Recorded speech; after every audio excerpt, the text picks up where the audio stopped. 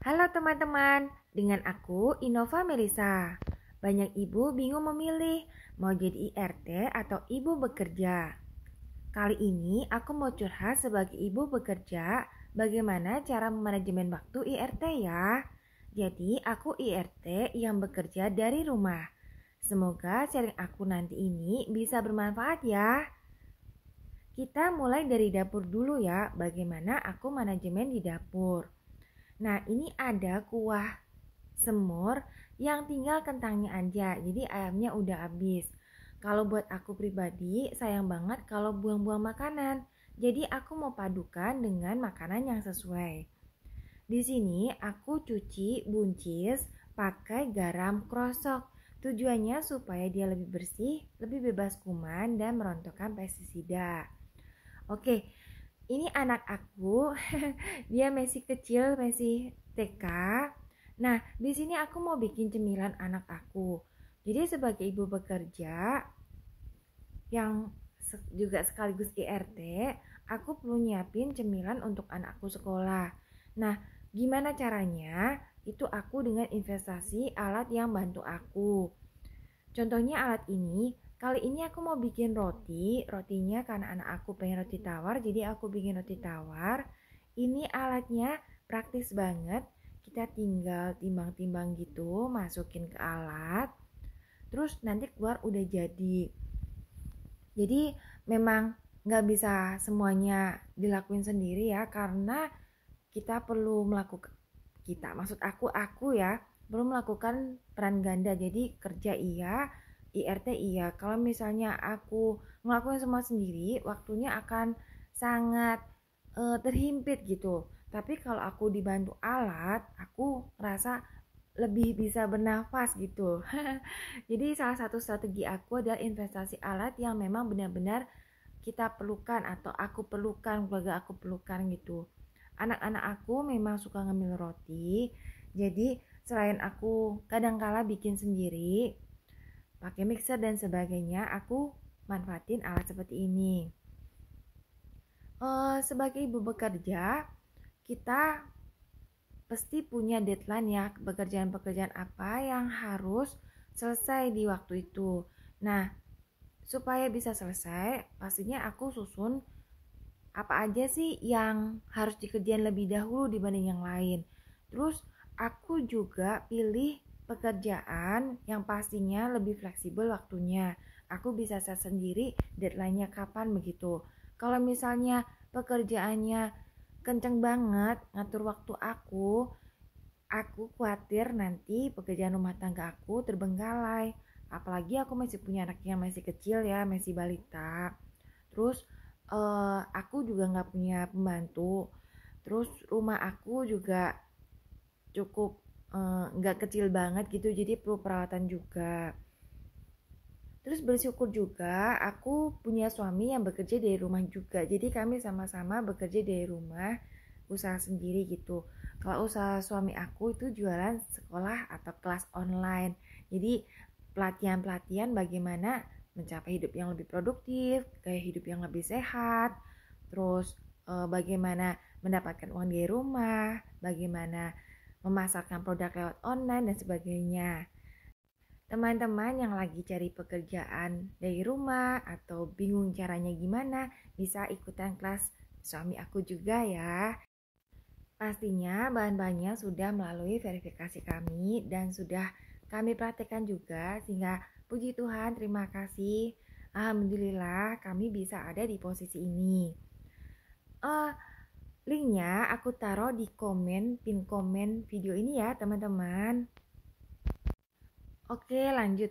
Nah, selain aku dibantu alat, aku juga punya suami yang bisa bekerja sama dalam pekerjaan rumah. Misalnya suami untuk masalah kebersihan kamar mandi, rumah itu dia bantu. Terus aku juga punya anak yang mulai beranjak remaja yang memang dari dini kami ajak dia untuk berbagi tugas. Bukan cuma untuk bantu tugas kami saja, tapi ini sangat bagus untuk bekal masa depan dia kelak. Karena itu termasuk skill life ya, atau kemampuan dalam menjalani kehidupan sehari-hari. Keterampilan kehidupan sehari-hari itu sangat penting bagi semua orang.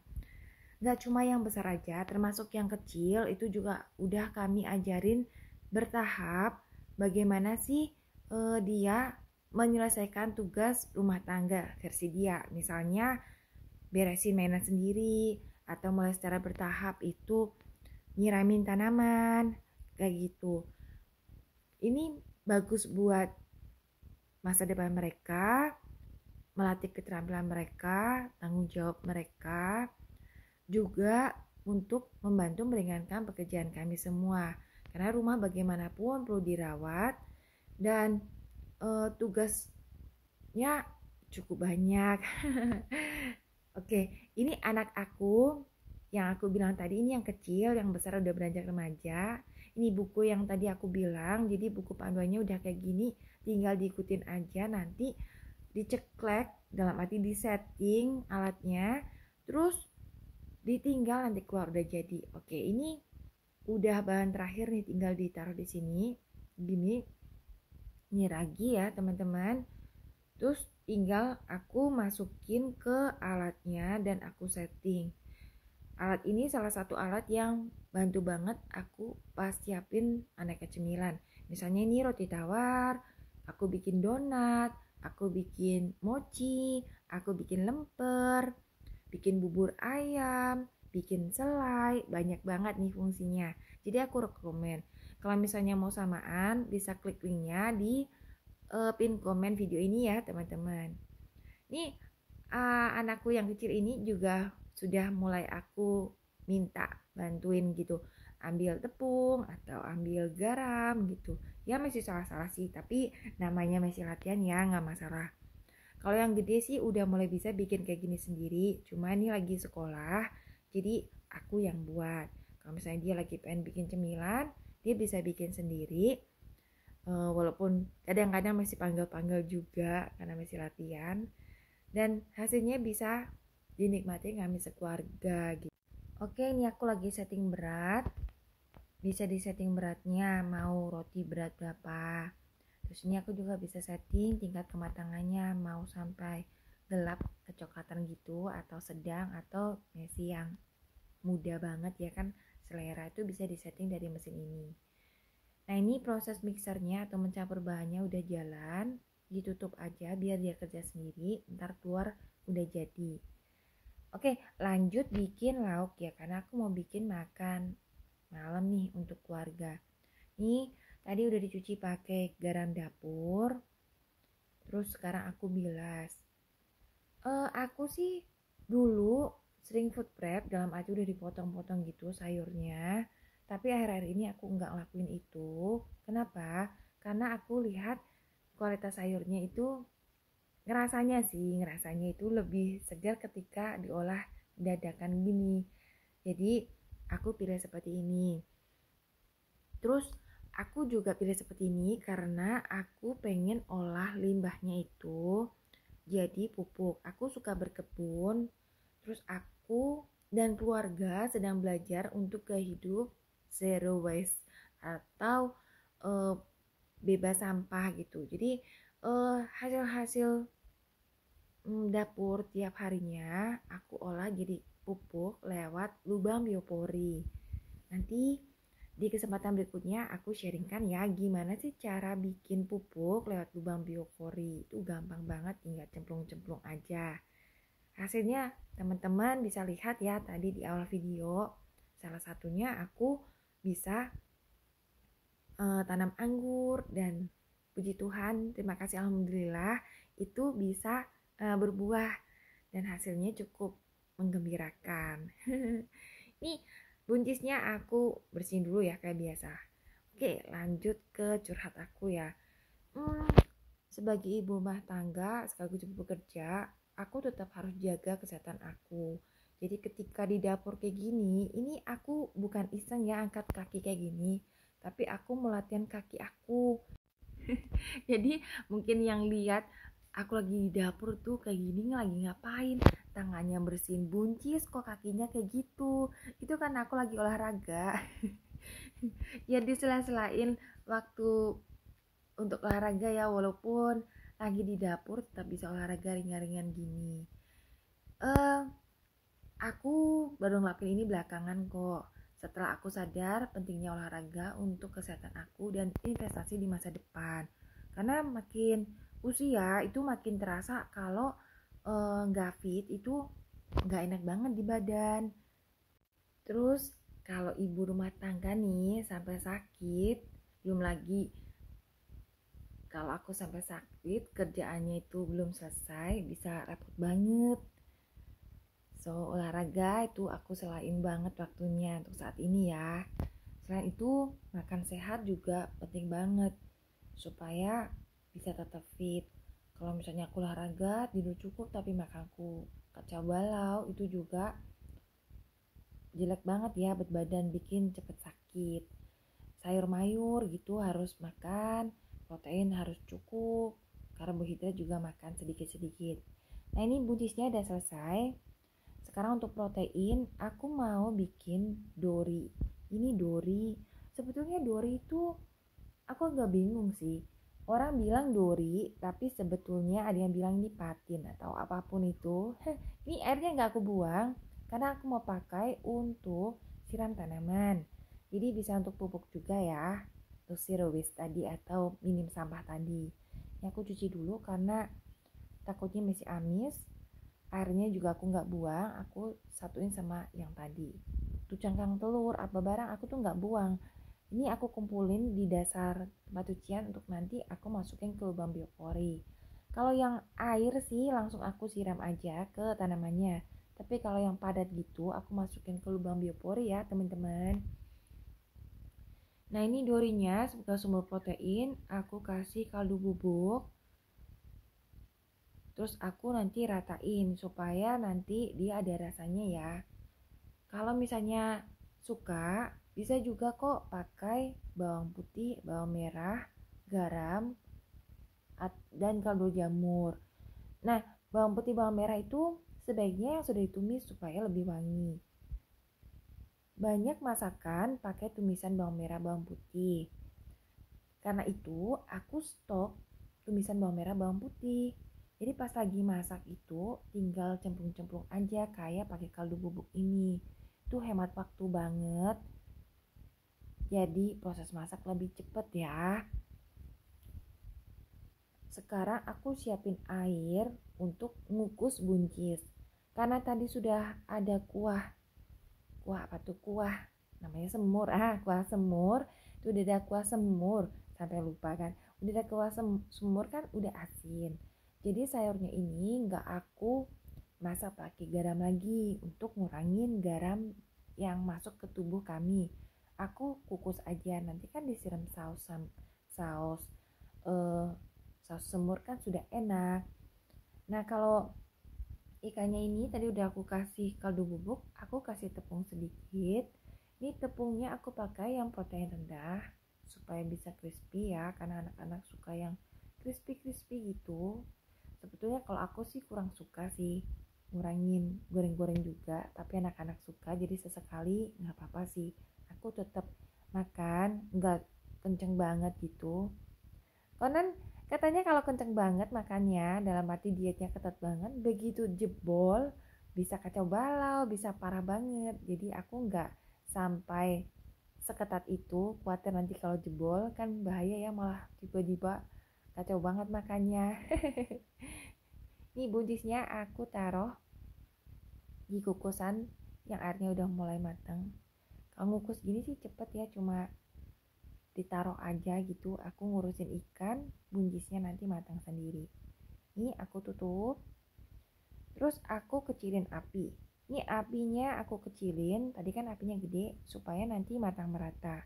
Terus nggak pakai lama kok, karena airnya kan udah panas. Terus ada beberapa gizi yang lebih bagus ketika kondisinya itu nggak terlalu matang.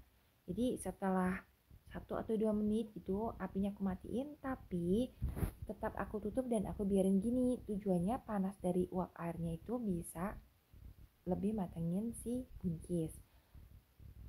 Selera sih ya matangnya seberapa. Kalau kami pilih kayak gitu, ngejar gizi yang ada di dalam makanan tadi supaya lebih sehat ya. Jangan sampai sakit. Ibu rumah tangga, ibu bekerja nggak boleh sakit. Kalau sakit bisa berabe. ngejar ketertinggalannya itu repot. Oke, ini aku siapin tepung juga. Tepungnya tepung terigu protein rendah. Terus ikannya nanti aku taruh di sini. Nah, ikan yang sudah dikasih tepung kayak gini ini bisa di stok juga loh teman-teman. Jadi supaya sarapan pagi atau ketika terburu-buru itu aman dari kerongrongan untuk beli makanan di luar gitu. Kalau memang lagi nggak mau beli, bisa stok kayak gini juga. Kalau di kulkas aku bisa tahan selama seminggu. Jadi walaupun di bawah ya, di kulkas bawah, jadi bukan dibekuin, bisa tahan selama 1 minggu. Kembali ke kulkas masing-masing sih. Aku bisa bilang gini karena kulkas yang lama itu cuma tahan sama 2-3 hari. Tapi bersyukur banget, thanks God, alhamdulillah itu kulkas yang baru bisa tahan lebih lama. Kulkasnya malah dikasih sama mertua, hadiah dari mertua. Terima kasih ya mama mertua udah beliin kulkas yang gede banget. Tiba-tiba kami dibeliin kulkas yang gede banget karena tahu kulkas lama itu isinya penuh banget. Aku memang sering stok makanan separuh jadi gitu atau yang sudah jadi supaya ya bantu kerjaan yang kadang-kadang itu numpuk gitu. Ketika numpuk itu aku nggak sempet masak dari nol, jadi aku eh, keluarin tuh stok-stok makanan aku, misalnya kayak bakmoy atau kayak semur atau apalagi ya, telur lo gitu-gitu, itu banyak aku stok di kulkas. Jadi bantu banget dengan ada kulkas yang gede ini dikasih mertua. Oke, ini udah selesai aku tepungin. Bisa dimasukin kulkas langsung. Kalau mau di stok, jangan lupa dilumuri dengan tepung ya supaya tidak nempel satu sama lain. Terus ini aku panasin minyak. Tunggu sampai nanti benar-benar panas baru ikannya dimasukin. Jadi dari cerita aku tadi ya, di belakang untuk manajemen waktunya, pertama aku investasi di alat. Kedua, aku bagi tugas dengan anggota keluarga. Ketiga, aku bikin stok makanan. Keempat, aku jaga banget kesehatan aku dan keluarga supaya nggak sampai kelabakan kalau sampai aku sakit gitu. Jadi 4 poin ya yang sudah aku sampaikan. Nah, ini sekarang ngomong ikan dulu. Bingung gak ya kira-kira kalau misalnya aku bolak-balik gini ngomongnya? Ngobrol kayak ngobrol biasa aja ya, gak apa-apa ya. Nah, ini ikannya aku goreng karena minyaknya udah panas. Oke. Nah, ini sambil tunggu ikannya mateng, aku lanjut cerita ya.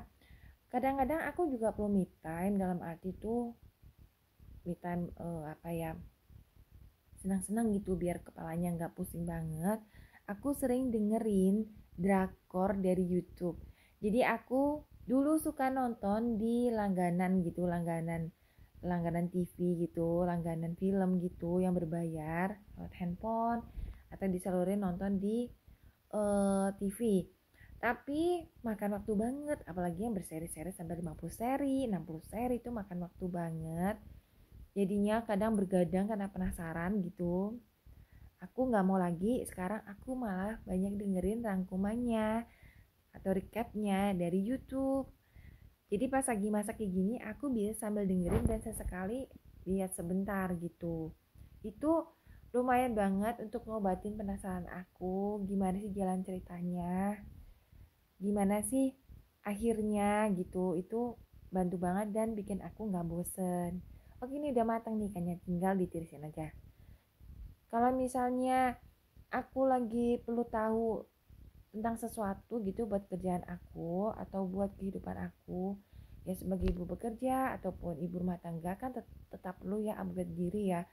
Misalnya nih soal diet, soal olahraga tadi, aku kan masih belajar juga tuh. Aku juga sering buka TikTok atau buka YouTube pas lagi masak-masak gini sambil nunggu ikannya mateng gitu, atau buncisnya mateng ini aku sambil dengerin atau sambil nonton. Jadi disempet-sempetin juga, nggak perlu ada waktu khusus gitu loh untuk eh, belajar gitu. Kemarin-kemarin sih pas lagi nggak banyak kerjaan gitu, ada waktu khusus untuk belajar. Biasanya aku pakai untuk baca buku, karena gimana pun kalau dari buku itu lebih runtut ya, lebih urut gitu, lebih lengkap, jadi nangkapnya lebih utuh. Tapi kalau dari TikTok atau dari YouTube kan rangkumannya ya, jadi kadang-kadang ada beberapa hal yang harus dieliminasi, nggak disampaikan gitu. Sama sih kalau drakor gitu atau dracin atau film barat dari rangkuman Torik ke film itu nggak akan selengkap kalau kita nonton langsung, nggak akan seseru kalau kita nonton langsung lengkap gitu. Tapi nggak apa-apa lah, healing tipis-tipis. Pas weekend baru aku bisa nonton secara utuh gitu. Oke, ini udah jadi makanannya. Kuah semurnya bakal jadi saus dari stik ikan goreng ala-ala nih. Jadi nggak kebuang percuma ya teman-teman. Jangan buang-buang makanan deh. Karena gimana pun itu berkat ya. Daripada buang-buang makanan, lebih baik kita hemat-hemat, sisanya bisa untuk berbagi atau ditabung-tabung. Itu sih prinsip aku dan keluarga ya. Oke, ini udah jadi, siap buat makan Pak Suami, buat anakku itu aku perlu suapin nih. Nah ini kan masih ada waktu 2 jam, jadi aku biarin aja di bawah. Nih, ini masih proses ferment ya, kelihatan di sini proses-prosesnya. Jadi karena ferment aku nggak berani buka, karena kan harus kondisi kedap udara. Ini aku udah siapin juga buat anak aku yang kecil, dipotong kecil-kecil karena dia masih belajar kunyah sayur yang kata dia eh, keras gitu. Oke, sekarang aku udah di atas, udah siap suapin anak aku sambil input data tipis-tipis. Ini biasanya anak aku duduk di sini, aku duduk di tempat yang ada laptopnya tadi. Nah, ini 2 jam kemudian rotinya udah jadi, tapi nggak tahu kenapa kali ini rotinya mangap gini. Biasanya enggak sih, mulus. Mungkin karena tadi aku kebanyakan ngobrol atau gimana ya, jadi dia ikut mangap, mau ikut ngobrol atau gimana nih. Nggak apa-apa, tetap bisa dimakan. Tinggal aku keluarin aja, terus aku potong-potong, tunggu suhu ruang, simpan di kulkas untuk digunakan atau dikonsumsi selama 2-3 hari ya teman-teman. Biasanya udah habis tuh 2-3 hari. Ini udah jadi nih. Ini aku tinggal tumplekin aja. Oke, gini. Oh, nah tuh udah jadi. Jadi gampang banget ya untuk bikin cemilan keluarga. Oke, ini tunggu dingin baru nanti aku potong-potong biar potongnya itu nggak kepanasan. Setelah tadi cuci piring, rotinya kan udah dingin, saatnya aku potong-potong. Ini potong-potongnya tebal tipisnya juga selera kita. Kalau anak aku suka yang tipis-tipis, jadi aku potong tipis-tipis gini. Ini selatnya jadi ya teman-teman. Jadi eh, gampang banget. Ada beberapa jenis roti tawar juga yang bisa aku buat lewat mesin itu. Ada yang manis, ada yang asin, ada yang lembut, ada yang macam-macam sih. Biasanya aku pakai yang manis atau yang lembut nih, kesukaan anak-anak. Oke teman-teman, sekian sharing aku kali ini. Semoga bisa diambil manfaatnya ya. Terima kasih dan nonton. Sampai ketemu lagi. Dadah.